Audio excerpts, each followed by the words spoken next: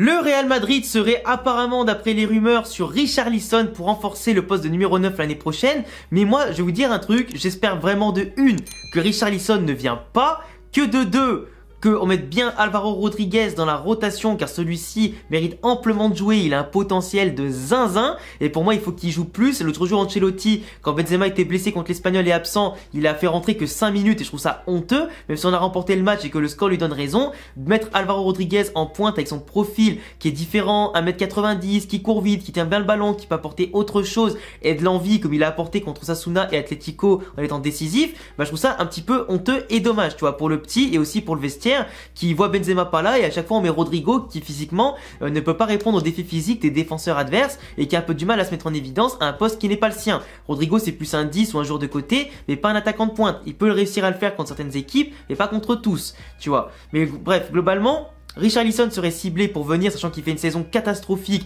avec Tottenham, 0 but, quelques passes D il est vrai, mais globalement il est vraiment pas oufissime, il est pas en tout cas au niveau de ce qu'il était à la Coupe du Monde 2022, ni ce qu'il était à l'époque avec Everton, quand même Ancelotti était l'entraîneur, et c'est pour ça qu'Ancelotti, il y a des rumeurs avec ça, parce qu'Ancelotti, de base, il voulait peut-être le ramener à un moment donné quand il était en forme, mais Richarlison, depuis qu'il est plus à Everton, c'est vraiment plus le même, c'est vraiment pas ouf, tu vois, c'est pas un mec qui est inspiré, c'est pas un mec qui est décisif, c'est pas un mec en tout cas qui inspire la confiance pour jouer au Real Madrid. Même si c'est le 9 de la pointe de l'attaque du Brésil en sélection, sachant que pour moi il y a des joueurs qui méritent encore plus comme Gabriel Jesus ou encore comme Firmino par exemple d'être à sa place. Franchement je suis pas trop d'accord de voir un mec comme ça signé au Real. C'est sûr que c'est pas un Mariano, il est bien meilleur que Mariano et il pourrait dépanner par ce qu'il est en tout cas au niveau du profil de joueur. Mais est-ce qu'il a le niveau du Real pour s'y imposer avec ou sans Benzema? Moi franchement c'est pas le mec à qui je confierais mon attaque les yeux fermés, tu vois. Pour une Copa del Rey pourquoi pas, mais pour remporter une Liga sur le long terme, une Ligue des Champions, Richarlison c'est très maigre, tu vois, niveau en tout cas référence dans les gros matchs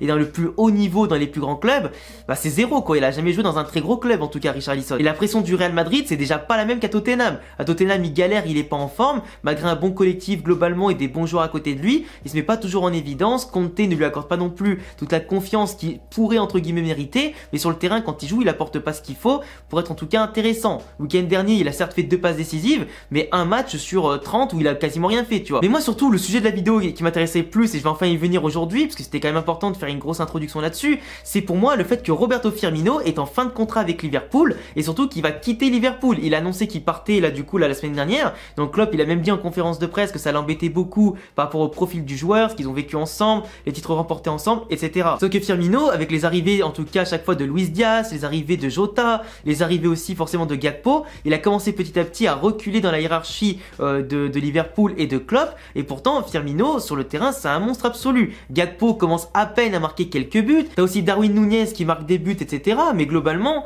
c'est vrai qu'aujourd'hui Firmino il a reculé un petit peu. Pourtant Firmino c'est un attaquant qui est ultra intéressant, c'est un attaquant qui est ultra décisif, que ce soit dans Ligue des Champions en Première Ligue, c'est un mec qui a son petite expérience, il a quand même alors certes 30-31 ans passés, mais c'est quand même quelqu'un qui physiquement est affûté, qui a l'habitude en tout cas de la méthode Klopp, qui c'est toujours un des premiers à faire le pressing et qui s'arrête jamais, c'est un mec qui est tout le temps mobile sur toute la largeur du terrain, c'est un mec un petit peu à la Benzema qui aime décrocher, toucher des ballons, qui est toujours à l'affût en tout cas devant la cage pour marquer de la tête, du pied gauche, du pied droit, qui a un physique intéressant pour tenir les ballons dos à la cage, pour en tout cas faire remonter ton bloc. C'est un mec qui peut faire parfaitement le jeu avec des ailiers rapides comme avec des mecs un peu moins techniques comme Darwin Núñez à côté de lui. C'est quelqu'un qui a un profil complémentaire et très complet qui peut s'associer à tout le monde. Et vraiment, moi quand je vois que Benzema va rester maximum 1 an au Real Madrid, jusqu'à 2024, après je pense qu'il partira, question d'âge aussi et peut-être d'envie d'ailleurs pour lui. En tout cas pour l'instant c'est pas encore acté qu'il reste, mais on imagine qu'il va encore faire au moins une dernière grosse saison avec le Real vu qu'il a encore parfaitement le niveau. Pour moi son remplaçant naturel, et je l'ai toujours dit depuis de nombreuses années, c'est Roberto Firmino. Donc quoi de mieux que remplacer un mec qui a l'habitude de décrocher, d'apporter de la puissance, qui est bon, qui sent bien les coups, qui sent bien le football, qui combine parfaitement avec tout le monde. Bah pour assurer l'équilibre il faudrait un Firmino. Et Firmino ce qui est bien c'est que soit dans un 4-2-3-1 tu le fous en 10 par exemple ou un 9,5 derrière Benzema, soit tu peux le mettre simplement remplaçant de Benzema et le faire rentrer en tout cas en faisant tourner. Parce que Benzema se blesse souvent, parce que Benzema enchaîne pas tous les matchs, parce que avoir un 9 de référence autre que Benzema, bah pour la confiance quand tu fais tourner, pour en tout cas peser aussi sur l'adversaire qui aura peur de marquer Firmino par rapport à quand tu mets Mariano, où les gens ont pas peur de marquer Mariano, tu vois ce que je veux dire. Et pour moi Firmino,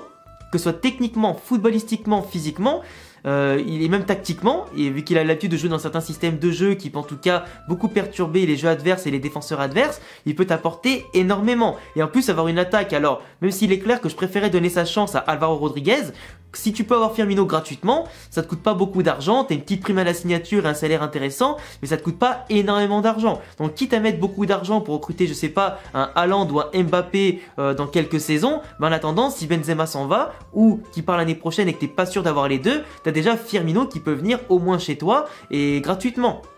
Quasiment gratuitement, sans monter les primes, tout ça, vous avez compris. Mais en tout cas, tu payes pas un gros transfert pour un joueur qui normalement pourrait coûter entre 50 et 70 millions d'euros, vu son niveau. Après, c'est vrai que le seul frein, c'est que Firmino, il a déjà 31 ans. Mais quand tu vois que Benzema, avec son sérieux et professionnalisme, il continue d'être de plus en plus fort en prenant de l'âge, bah tu vois que certains joueurs comme Firmino, qui ont été toujours professionnels, qui même quand il était sur le banc ou blessé ou quoi, il a continué à travailler, toujours à être performant quand il revient, et il s'est jamais plaint dans les médias de son sort. Il s'est même pas plaint quand il n'a pas été pris pour la Coupe du Monde 2022, parce que le Brésil a jugé qu'ils avaient trop de profils déjà dans ce qu'ils voulaient par rapport à Firmino, qui pour moi aurait mérité largement d'y être.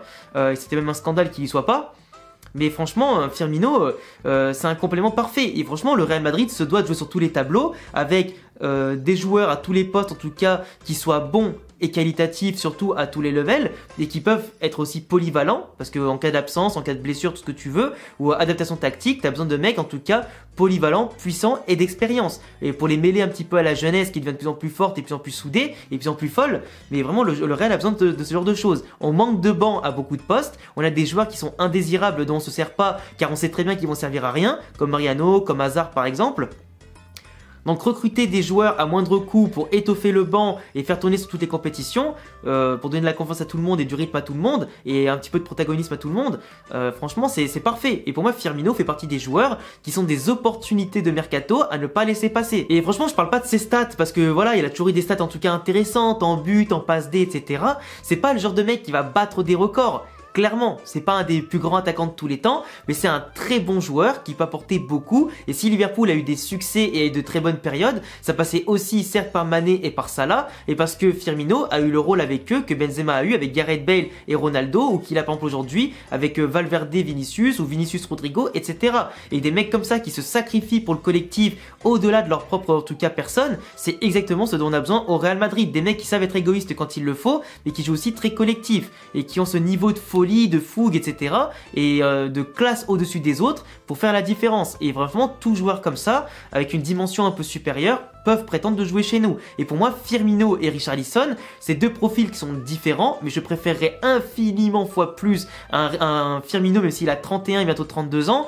pour dépanner, qu'un Richarlison plus jeune, mais pour moi qui n'a pas l'aura d'un mec du Real. Enfin bref, laissez-moi vous dire en tout cas que je suis un très grand fan de Firmino, depuis toujours, hein, depuis qu'il a signé à Liverpool, etc. Très grand fan. Je prenais des fois quand je prenais Liverpool sur FIFA, je marquais beaucoup de buts avec lui. C'est en tout cas un régal d'avoir un joueur comme ça et de le voir jouer régulièrement, et en tout cas un régal de le voir aussi de plus en plus revenir sur le devant de la scène avec Liverpool, peu importe la concurrence, parce que pour moi il mérite de jouer plus et il le fait très bien. Donc j'attendrai en tout cas vos avis sur Firmino dans les commentaires. Je vous laisserai évidemment aussi vous abonner, cocher la cloche et le petit pouce bleu, me follow aussi sur tous les réseaux sociaux qui s'affichent ici et en description, et à bientôt la famille pour une prochaine vidéo. Ciao ciao.